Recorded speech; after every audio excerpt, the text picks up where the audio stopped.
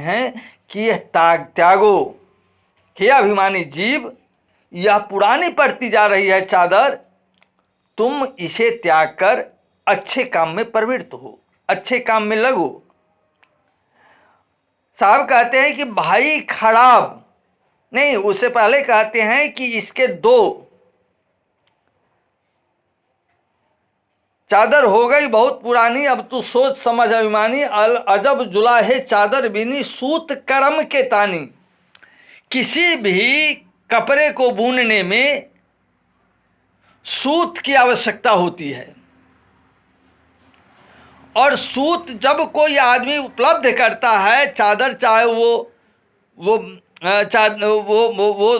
कपड़ा ऊनी हो, चाहे सूती हो, चाहे टेरिकॉटन हो, दुनिया के जो भी कपड़ा बन रहा है, जिस मशीन में भी बन रहा हो, चाहे चरखे पर हो या फिर बड़े बड़े मशीनों पर हो, लेकिन वो सूत से ही बनता है। और सूत से बनने के लिए दो तरह की चीज़ें आवश्यकता होती है।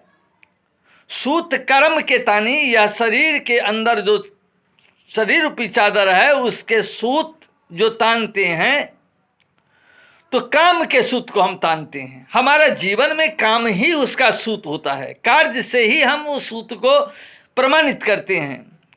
सूत कर्म के तानी, काम के ताना सूत को, वो वासना रूपी काम नहीं, कार्य रूपी काम। सूत कर्म के तानी, सुरति निरति के भरना दीनी, तब सबके मनमानी।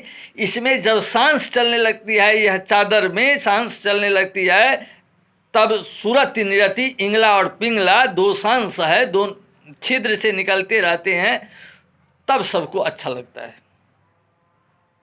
लेकिन यह चादर तब खराब हो जाती है जब हम लोभ और मोह रूपी कीचड़ में इसे सान देते हैं, उसमें आकंठ डूब जाते हैं, अपने अस्तित्व को गंवा डालते हैं। साहब कहते हैं कि लोभ मोह में शानी, ऐसे ओढ़े जन्म गमाए।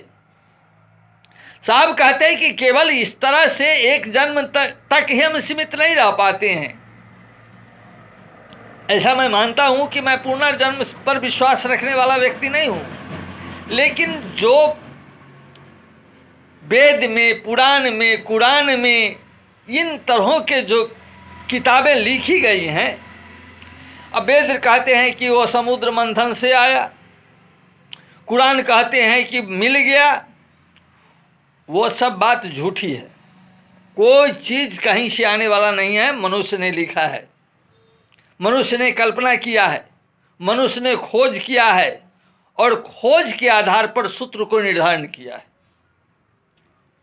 तो इसमें दुनिया पढ़ते पढ़ते थक जाए, अगर इन लोभ मोह रूपी कीचड़ से नहीं निकल पाया मनुष्य, तो फिर साहब कहते हैं कि ऐसे ओढ़े जन्म गमाए। अगर पुनरावृत्ति जन्म का होता है तो ऐसे उठकर जन्म गमा लेगा, लेकिन कोई लाभ नहीं होगा, उसे कुछ प्राप्त नहीं होगा। इसलिए स्व को जानकर, अपने आप को जानकर, और दुनिया में केवल करुणा, प्रेम, भाईचारा को स्थापित करें, और इसी से मुक्ति का मार्ग प्रशस्त होगा, इसी से हमें छुटकारा मिलेगी, दूसरा कोई रास्ता नहीं है। इन्हीं शब्दों के साथ आपके साझा करते हुए बहुत बहुत साधुवाद। साहेब बंदगी।